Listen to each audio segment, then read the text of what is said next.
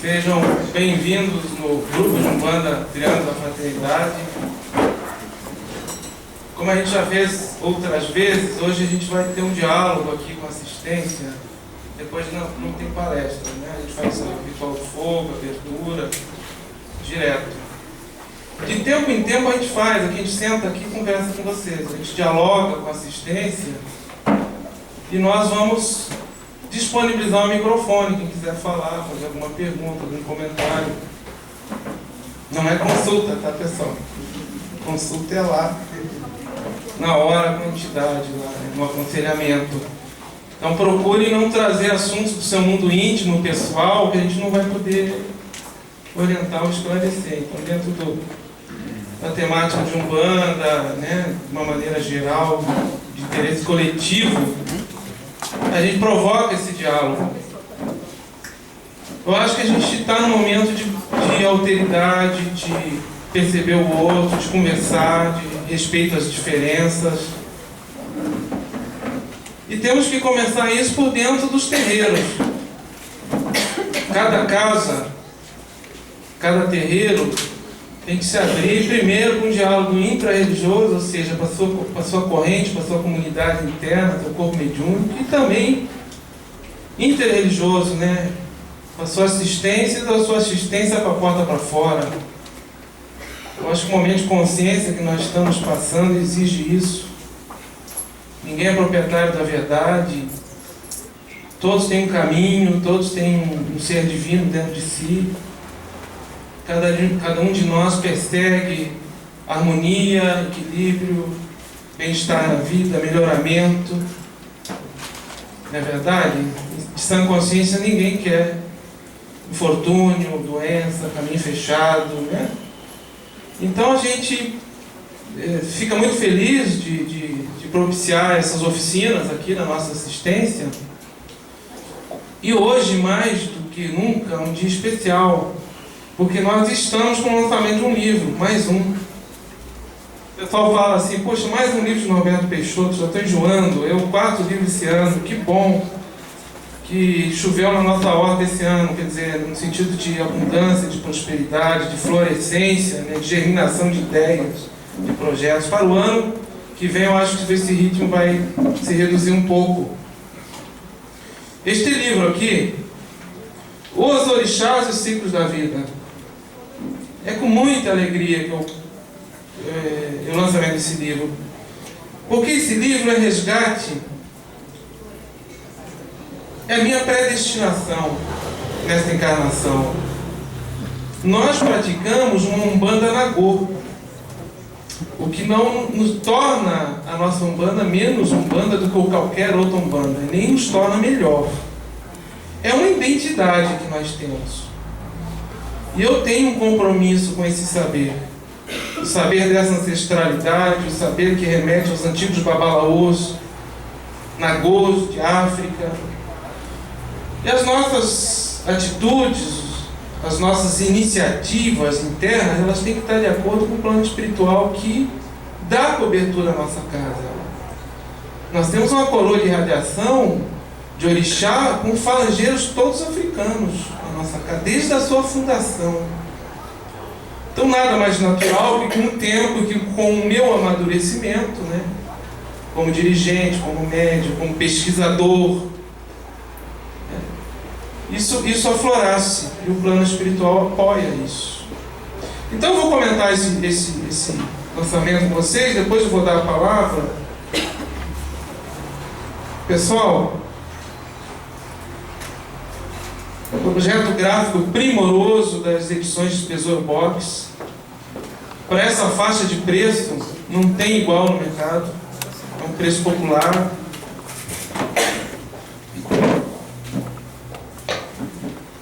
Todas as imagens que tem no livro, intercedendo os capítulos, elas remetem ao ser humano. O ser humano que vivia em África, na época que era pujante o saber dos babalaôs. Antigas comunidades nagôs, né? Oió, Ilefé, Queto e outras cidades que eram cidades-nações dessa sabedoria que veio para o Brasil, né? Através do processo de escravidão. Interessante que a gente traz esse saber, essa ancestralidade da religião tradicional iorubá e vivenciamos isso com intensidade, mas não deixamos de ser umbanda, a gente não perde a nossa identidade. Nós temos rituais e liturgias próprios, nossos, temos filosofias e entendimento teológico muito semelhante às religiões da diáspora aqui no Brasil, africana, na Goa, mas nós temos uma identidade. Nós não deixamos de ser umbanda, no nosso núcleo central, nossos elementos de rito. E esse é um compromisso que eu tenho, que a nossa egrégora tem, de propiciar o resgate desse saber, reinterpretando-o em 2016. Em 2016, o sagrado com o orixá não é obrigação, no sentido que se você não fizer determinados preceitos, você vai ser punido, ou sua vida vai para trás, ou você não vai ter prosperidade. Nós reinterpretamos isso, porque o orixá é aspecto de um Deus único, seja o nome que a gente dê para ele, Olodumare, Zambia, Olum, grande arquiteto do universo, não importa, ele tem várias facetas de interpretação, mas são desdobramentos de um amor incomensurável pela humanidade. E os orixás foram criados dentro desse panteão, né, sagrado, eles foram criados para facilitar, auxiliar a humanidade na sua experiência terrena, o que não quer dizer levar a humanidade no colo, nem oferecer favores que não estejam dentro da predestinação, do propósito de vida, de experiência de cada um de nós. Então nós também temos que amadurecer consciencialmente para lidar com essas forças. Nós não estamos mais em época de ter medo de raio, ou de trovão, ou de tempestade, e a gente tem que oferendar para acalmar os deuses. Os deuses que nós temos que acalmar estão dentro de nós. A nossa ira, a nossa raiva, a nossa imaturidade espiritual. É isso que a psicologia do orixá, ela nos conduz a um melhoramento de caráter. E esse era o cerne da sabedoria dos antigos babalaôs, que tem uma ética muito pujante, muito bonita a ética desse saber, que no Brasil, num determinado momento, se desvinculou dessa ética, e a ponto de sacerdotes que estão por dentro das religiões africanas da diáspora no Brasil dizerem que essas religiões são aéticas, ou seja, não tem uma ética, então tu pode fazer qualquer coisa. Isso é um grande equívoco, quando não uma intenção de mau caráter. Porque você começa a vivenciar, a pesquisar a sabedoria de Fá, que é a sabedoria dos antigos babalaôs, muita ética, muito respeito. Então, a gente vê que tem muito fundamento essa sabedoria. Eu vou ler o sumário para vocês, vou comentar umas partes aqui desse sumário. A mitologia dos orixás. A simbologia desses mitos, dessas narrativas dos antigos babalaôs, né, e trazendo uma interpretação para a vida humana. Como se tornar um ser humano melhor. Primeiro capítulo, a criação dos orixás por Olodumare. Por que existem os orixás? Por que se criou essa cosmogonia que explica a gênese divina e a gênese da Terra e da humanidade, se aproximando da gênese bíblica? Por que foram criados? Qual a finalidade? Qual o objetivo? O resgate da sabedoria dos antigos babalaôs, a ética e o corpo literário de Fá. Quantos pretos velhos estão na Umbanda que estão exercitando esse saber? E quando eu falo Umbanda, nós temos que entender que a Umbanda são vários saberes que estão lado a lado. A Umbanda, em essência, era uma religião cristã, mas era uma religião cristã diferente das demais, porque os ensinamentos morais do cristianismo e do evangelho não são monolíticos na Umbanda. Eles convivem de forma harmoniosa com outros saberes. E se somam, vindo de encontro àquilo que o Caboclo da Sete Encruzilhadas falou, com que os espíritos souberem mais, aprenderemos, que o que souberem menos ensinaremos, todos de mão dadas. Então, até hoje eu acho que nós, umbandistas, ainda não compreendemos a Umbanda. Porque nós brigamos entre nós somos intolerantes entre nós discutimos elementos de rito, esquecemos a nossa essência.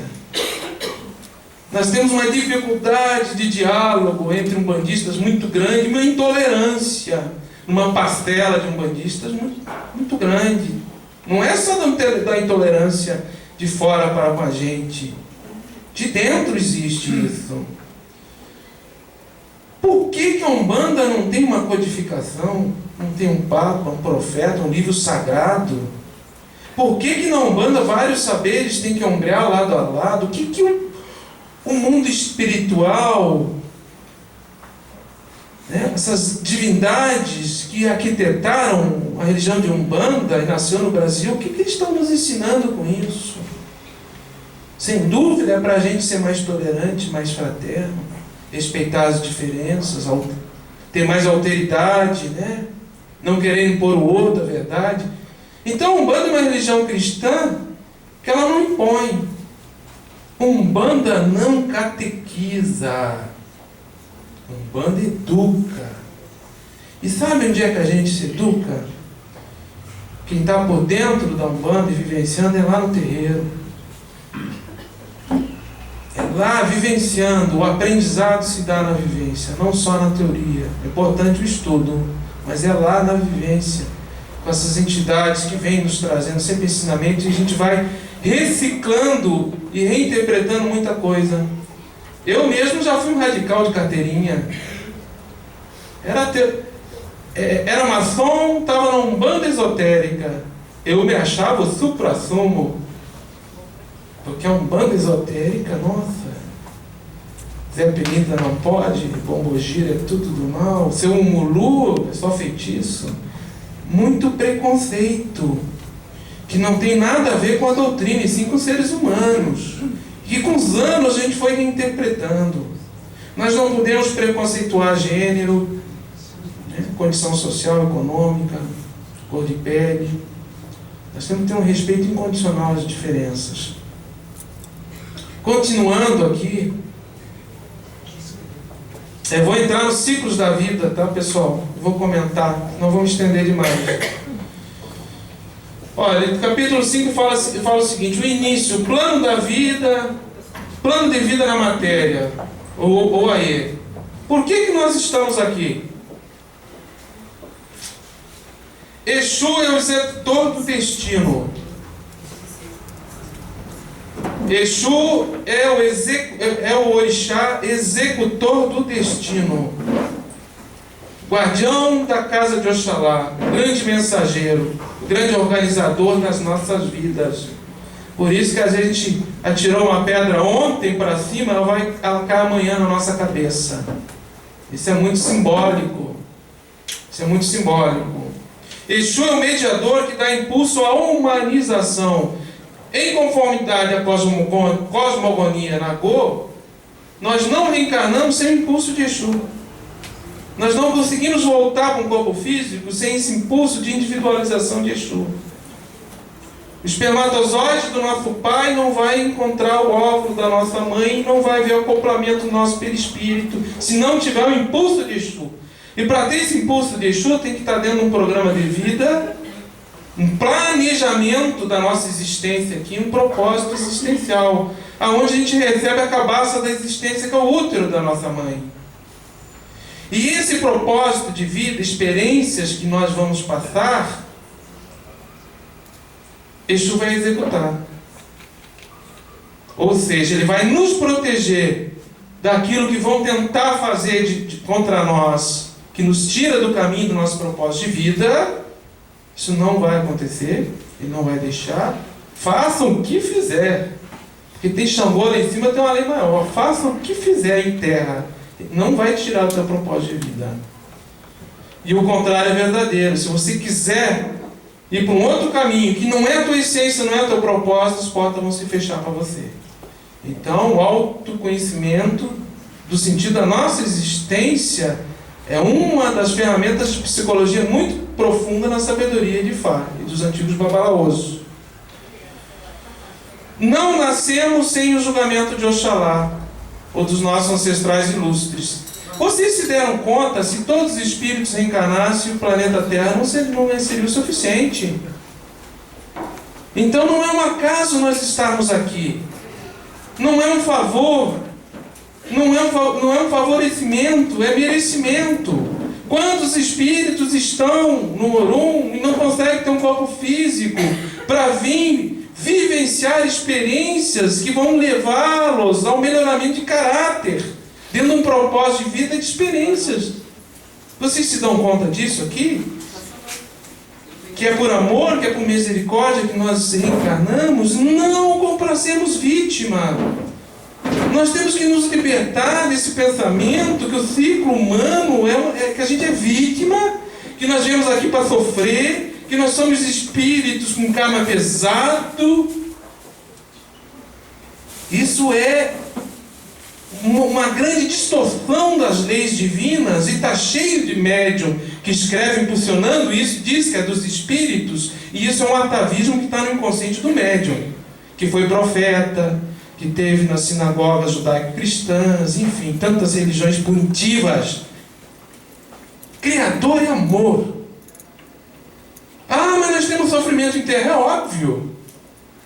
É óbvio, nós estamos num plano que ele tem limitações.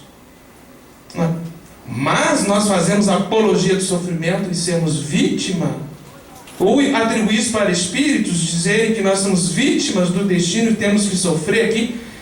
Quando é que nós vamos nos dar o direito de ter harmonia interna e dizer assim, eu posso ser feliz? Nós estamos sempre nos cobrando. O nosso propósito de vida não é a punição, a gente não vem para sofrer. Embora nós tenhamos um carrego de vida passada, que é o Mulu, esse orixá que é o responsável. E aí nós temos que reinterpretar possibilidades de doenças que ocorrem no corpo físico. Doenças que aparentemente são enfermidades numa perspectiva material, mas são a cura do espírito. É a cura do espírito. Se nós escoamos para o corpo físico, nós voltamos para o lado de lá curado. Vocês se dão conta? Até o nosso DNA, ele vem sensibilizado para determinados tipos de patologias. Vocês se dão conta disso? E tudo está encaixado num planejamento.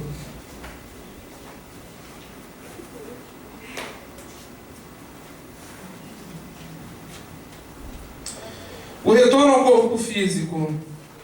Aí nós temos o recebimento do útero, né? A cabaça da existência, que é o Oxum que rege, a concepção e a gestação. Esse é um período sensível, porque muitas vezes a desistência reencarnatória, o espírito está reencarnando, ele não quer.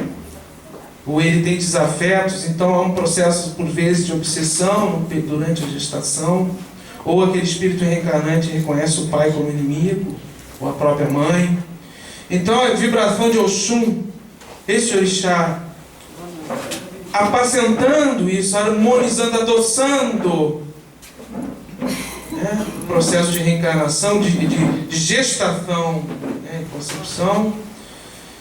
Quando se rompe a placenta com o nascimento, Iemanjá rege, ela começa a reger. No momento que a cabeça tem contato com um elemento eólico, com ar, se rompe a placenta, fica Iemanjá e Oxum, mais para Iemanjá.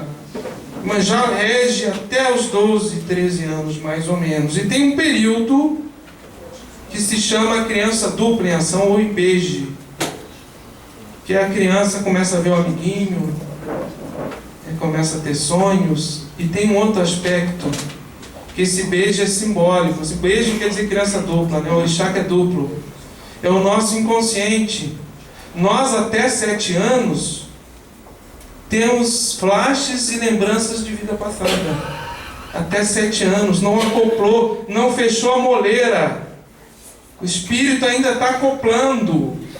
Então essa criança dupla, que é a gente mesmo no inconsciente, por vezes é nosso inimigo. É nosso inimigo e atrapalha, dificulta. Então Iemanjá harmoniza isso aí, educa e beije.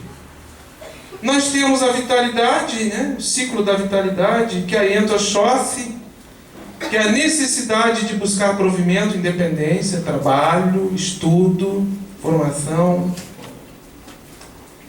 Ogum, que é a vontade. Se eu tenho vontade de realização, né? Eu quero minha independência, eu tenho que estudar, Oxóssi que busca isso, mas eu tenho que ter a vontade que é Ogum que me faça dar os passos e ir buscar. Hoje nós vivemos a era de adolescentes de 40 anos, não tem vontade de sair de casa. O cara busca qualificação, busca estudo, mas ele não tem vontade. Ele continua adolescente. Então ele não vai para a selva, ele não vai para a mata da vida. E por vários os motivos. Nós entendemos as dificuldades da nossa atualidade, mas que há um comodismo lá. Tá bom aqui, não assumo responsabilidade com nada, por que eu vou me arriscar?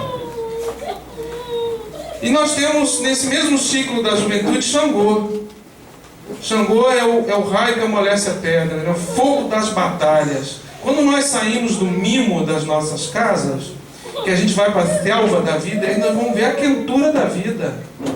Nós temos que lidar com as armadilhas, as puxadas de tapete, os flechaços que nós vamos tomar, as traições, a competição.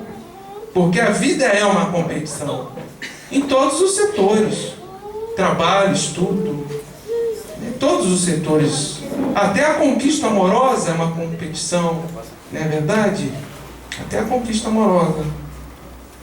Nós temos um terceiro ciclo, que é a estabilidade com sabedoria, que é o Oxalá que rege, que é a maturidade. Nós deveríamos chegar na meia-idade, ali por volta de 45, 50 anos, está querendo entrar na meia-idade, com maturidade psíquica.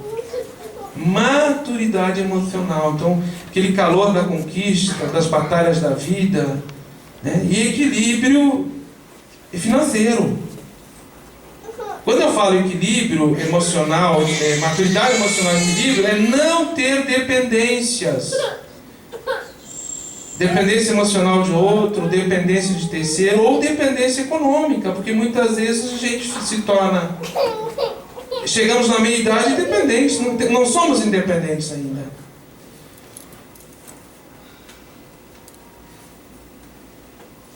Oxalá também é a decrepitude orgânica, é o peso do mundo, a chegada, né, do nosso momento de nós renascermos para o espiritual.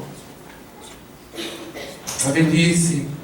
Chegamos ao ponto das flores de Obaloaê, né, o Senhor da Terra. O retorno à origem é quando o nosso corpo físico retorna à Mãe Terra.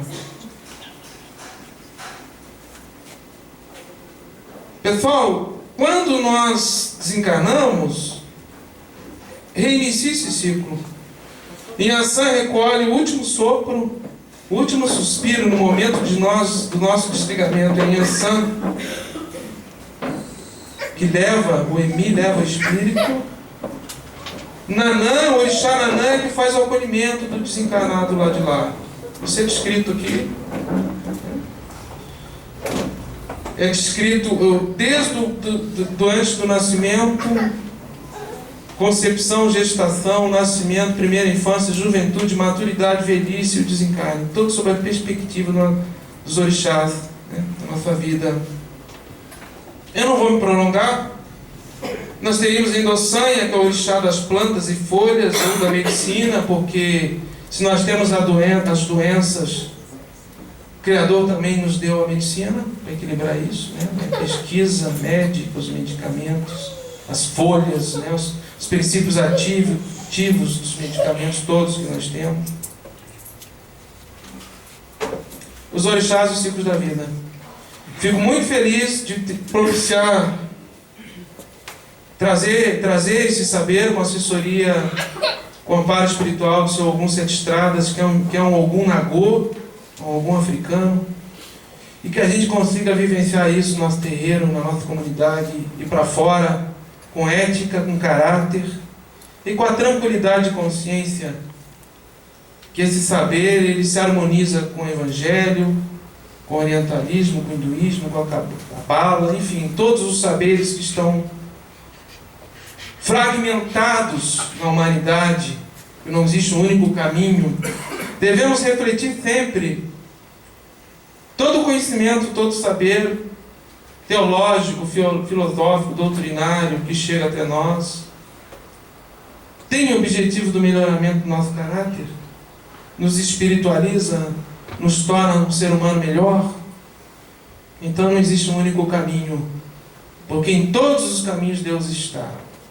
É essa visão, essa perspectiva, esse amadurecimento que eu percebo que a Umbanda vem trabalhando arduamente ao longo do tempo, para nos dar uma condição de consciência, que a gente perceba a diferença do outro, mas que o caminho dele é único, que nós temos que respeitar, que cada um de nós é um ser sagrado, um ser divino. Cada um de vocês é um orixá. Cada um tem um ori, tem uma centelha divina dentro de vocês. Bom, eu vou passar aqui o microfone, gente. 10 minutos de perguntas aí, questionamentos, comentários, palavra de vocês. Pode fazer um sinal aí. Seu Sérgio, nos brinde. Você não quer comentar nada? Seu Sérgio sempre comenta, sempre dá um apoio. Porque chega essa hora ninguém fala. Sei por quê. Eu estou aqui pensando, né, na onde vem a conexão do Ramatiz ao longo do tempo com a origem dessa Umbanda, né, Nagô. Sim. O que pode nos dizer sobre isso? Eu estava esperando essa pergunta. O senhor sabe que nesse livro é descrito, quando nós terminamos nosso 13º livro, orientado por Ramatiz, esse amigo espiritual nos disse que nós teríamos que seguir a nossa predestinação, nosso caminho, que estaria encerrado aqui esse ciclo, que ele estaria reencarnando, iria reencarnar, não precisou uma data, não disse uma data. Isso até suscitou alguns desentendimentos, porque disseram que Norberto Peixoto disse que Ramatiz estaria reencarnando agora. Ele não disse isso. Segundo, quem disse foi Cílio Maes. Eu simplesmente confirmei. E eu entendo que tudo na nossa vida tem ciclos. Ramatiz nunca nos pediu que ele fosse colocado no altar e que nós o venerássemos como um santo. Muito pelo contrário.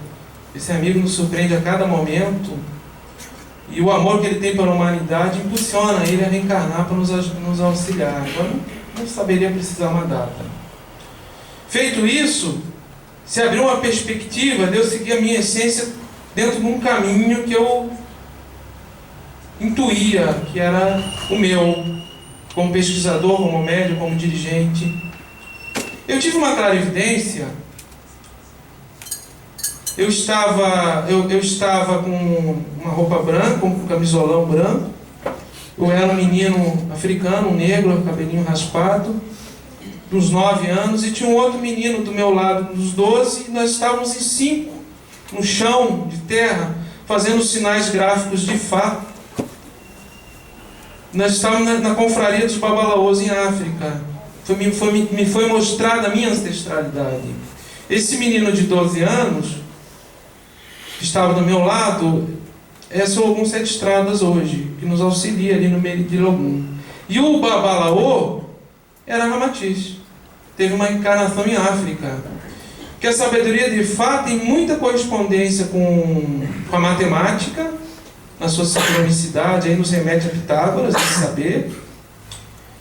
E se vocês quiserem ter a confirmação da relação de Ramatiz com esse saber, leiam por outra voz, não de Norberto Peixoto, leiam a Missão do Espiritismo, capítulo sobre Umbanda, que Ramatiz enaltece os babalaôs e pais de segredo de ponta a ponta naquele capítulo. Inclusive ele diz que essa tradição teria que ser resgatada, que estaria se enfraquecendo e enfraquecendo a Umbanda, pelo excesso de sincretismo, de elementos que a Umbanda estaria perdendo a sua força, da tradição dos antigos babalaôs. Está lá escrito, de forma textual, no livro A Missão do Espiritismo. Não sei se responde a sua pergunta. Não, eu tenho uma dúvida. Fale, minha irmã. Eu sempre ouvi falar que Ramatiz, ele sempre foi um espírito bem elevado e que não teria necessidade de reencarnar aqui. A minha pergunta é, se ele reencarnasse aqui, eu acredito que seria para uma grande missão, não? Olha, o Hercílio Maes comentou esse processo de reencarnação de Ramatiz. Obviamente, assim como Jesus também não tinha necessidade de reencarnar aqui, ou outros avatares, podemos afirmar assim. Mas o que move um espírito a estar, por exemplo, na psicosfera da Terra? Ele podia estar em outro lugar. É o amor. Então, o amor pela humanidade, o amor por nós, né? E nós só conseguimos mudar algumas coisas que são fundamentais através dos encarnados, através da mudança da consciência coletiva dos encarnados. Por isso que esses espíritos vêm nesse movimento, né? De tempo em tempo reencarnam para nos auxiliar. Não é que ele tenha necessidade kármica ou de reencarnatória, de reencarnar, não. Agora, é o amor que move, que impulsiona esses espíritos, sem dúvida nenhuma. Então, iria para uma grande missão, então. Acredito que sim. Talvez ligado no campo da filosofia, da religião, porque os espíritos, eles se reencarnam para nos ajudar em áreas de interesse: tecnologia, ciência, política, pesquisa, parte humanitária, social, antropologia. Eles vêm trazendo saberes, eles reencarnam em determinadas áreas que se somam para que consigam influenciar dentro do plano de existência da humanidade, porque a humanidade tem um plano de existência, eles têm limitações, né? Os espíritos não conseguem estalar os dedos e as naves espaciais aparecerem e virem aqui nos levar para um lugar melhor. Isso é uma utopia, é uma ilusão, é um infantilismo da nossa parte, né? Assim como a gente tem um impulso de querer acertar as coisas de forma muito rápida, urgente, e o Criador não tem um sentido de urgência. O tempo é agora. Então, filtrem sempre quando vocês verem mensagens do mundo espiritual, seja de que médium for. Norberto Peixoto, independente de médium, independente de nome de espírito. Quando vir mensagem que vem dizimar a humanidade, queimar 2/3 da humanidade, depurar a humanidade, nós estamos cheios de profetas e profecias ao longo da história que até o presente momento não se confirmaram. Eu sempre tive, Norberto Peixoto, com o Ramatiz, eu não posso falar dos livros que estão escritos por outros médicos, falar da minha experiência com esse amigo espiritual. E eu boto minha mão no fogo pela orientação que esse espírito sempre me passou. Questione tudo que vier de mim, tudo, coloque à luz do bom senso, da razão, sempre. E eu sempre pautei a minha conduta nesse sentido. Não adianta eu trazer informações e jogar para fora e dizer assim, ó, daqui 100 anos vai ser confirmado, daqui 50 anos. Você está entendendo? Revelações do plano espiritual, a história da Terra está cheia, que não se confirmaram até o dia de hoje. Então, que cada um de nós reflita e pense na capacidade e no potencial divino que nós temos dentro de nós. Nós temos o poder de modificar a ação interna. Agora, não é daqui, é agora. Nós temos essa capacidade, essa força do Criador dentro de nós. Cabe a cada um de nós. Se cada um de nós fizer melhor e tiver um impacto no outro, e no outro, e no outro, e sucessivamente, cria um efeito de onda na humanidade, que a gente modifica muita coisa nesse planeta para melhor. Este é o mundo de regeneração. Este é o mundo de regeneração. Ele vai vir dentro de cada um de nós. E nesse movimento, esses espíritos vêm de tempo em tempo, né, dar um impulso à humanidade, trazendo realmente saberes, né, que levam a humanidade ao progresso. Amplo sentido, né? Tecnológico, ciência, medicina, engenharia, física, química, religião, filosofia, política, e aí vai, né? Mais alguém? Posso fazer só mais uma pergunta? Pode. Tem mais alguém que quer fazer pergunta? Tá, desculpe até pela pergunta, eu Todo sou mundo aqui. nova na casa, né? Desculpe, Sim, mas... pode fazer. O senhor falou em naves. Essas naves que... isso é uma coisa que o mundo todo está falando. Existem essas naves, esses extraterrestres? Existem. Eu particularmente já tive experiência psíquica com extraterrestre, né, e com nave espacial, mas isso nunca me deslumbrou. E eu acredito piamente que há muita obsessão nesse meio. Eu também. E que o astral virou joga muito com isso, com o deslumbramento das pessoas. Aonde eu esqueço o meu irmão, como aconteceu em 2012. 2012 estava cheio de espiritualista correndo para São Chico, porque ia vir o tsunami, o oceano ia subir, era o final dos tempos, o eixo da Terra sair do lugar. Vamos para São Chico. Espiritualistas estudiosos, ditos eleitos da direita. Vamos para São Chico, bota bujão de gás, mantimentos. E nós aqui no olho do furacão vamos ficar aqui, né? Pô, gente, isso é um egoísmo e uma infantilidade espiritual sem tamanho. Você está entendendo? Primeiro, a minha fé. Eu tenho fé na reencarnação ou não tenho? Entende?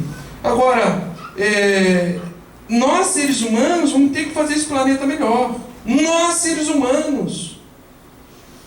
Não adianta jogar para o lado de lá, para uma dimensão hiperfísica, 4ª, 5ª, 6ª, 10ª dimensão, não importa, e querer que eles venham com essas naves espaciais ou com tecnologia mudar o que nós estamos falhando no nosso dever de casa. Vocês acham que Deus, Criador maior, com todo o amor que Ele tem à humanidade, o que representa a Terra no cosmos? Não é nem um grãozinho de areia. E se nós não reencarnar aqui, nós vamos reencarnar em outro lugar. Agora nós temos que fazer dever de casa aqui, gente. Aqui, afetividade, coração, sentimento, caráter. O que adianta eu estudar, entender a 10ª dimensão e física quântica, os mundos hiperfísicos, de mundos futuros, isso e aquilo. Eu fico com um corpo mental do tamanho de Marte, mas o coração atrofiado. Eu não consigo dar um abraço no irmão. É carnívoro. Ui, sai de perto de mim. Esse é candomblessista. Não falo. Porque o outro é isso e aquilo. É um bandista, porque eles fazem oferendas, são atrasados, eles incorporam ainda. Eu começo a me tornar eletivo. Daqui a pouco eu falo com o meu umbigo, com a minha sombra. Sabe, eu tenho o corpo mental enorme, mas não tenho afetividade. É isso que falta para nós. É ter mais amorosidade um com os outros, mais respeito e mais caráter. Né? Melhorando cada um de nós, que nós vamos mudar o nosso planeta. Não tem outro caminho. Não tem. Essa é a minha opinião. A olhar de Norberto Peixoto, que pode estar... eu posso estar errado, pode ser um equívoco, mas é a verdade que eu acredito. Sabe? E, gente, eu vou dizer uma coisa para vocês. E não é da boca para fora. Eu não tenho medo da morte. Se eu puder ficar aqui até 90 anos, 110, ótimo. Com saúde, com discernimento mental. Mas eu não tenho medo da morte. Não tenho.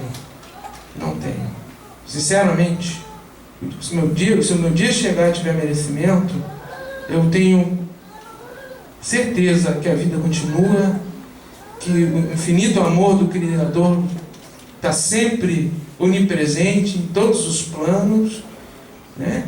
E a nossa disposição interna, o nosso espírito, a nossa mônada, caminha sempre para a luz, caminha sempre para o melhoramento, de reencontro ao Criador. Então, gente, se nós estamos aqui para termos experiências humanas que levam ao melhoramento de caráter, a minha espiritualização, o melhoramento da minha consciência, vamos viver essas experiências humanas integrados aqui e agora. Não adianta eu estar com autoflagelação, sofrendo pelo passado.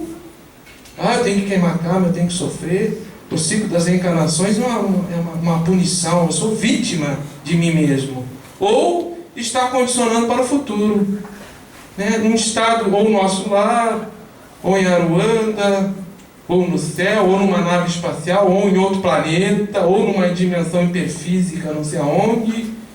Mas aqui, eu deixo de experienciar aqui o meu propósito de vida. Aí chega do lado de lá, meu filho, você vai voltar de novo. Mas como eu fiz isso? Fiz caridade 50 anos. Você trocou 50 anos. Você foi lá e trocou. Você tinha interesse de ir para um lugar melhor. Você não... olha o seu cardíaco aí, tá pequenininho. Você vai voltar. Aí reencarna, né? Aonde ele preconceituou, ele reencarna exatamente aonde ele precisa experienciar para ele rever ponto de vista. É assim que funciona. Eu acho que eu me estendi demais. Tá, meu? Desculpa, mas foi necessário. Obrigado, pessoal. Eu sou assim, cara limpa. E eu faço as coisas, eu assumo. Eu não tenho... Quem me conhece sabe, eu não tenho meia palavra de... Eu acho que a sinceridade, o propósito, dentro da nossa imperfeição, não poderia ser diferente. Quem bate uma sineta de tronqueira, quem pede, que Exu esteja na passagem, na porta de entrada, quem pede cobertura espiritual de orixá, em cima, embaixo, leste, oeste, atrás e na frente. Quem está sempre vibrando para que a gente tenha equilíbrio, para que a gente tenha harmonia, para que a gente consiga ter um trabalho espiritual positivo, de força, com axé, que nos oportunize um melhoramento. Não poderia ser diferente. Porque por lado de lá, gente, nós somos um livro aberto. Nós podemos disfarçar aqui um para o outro.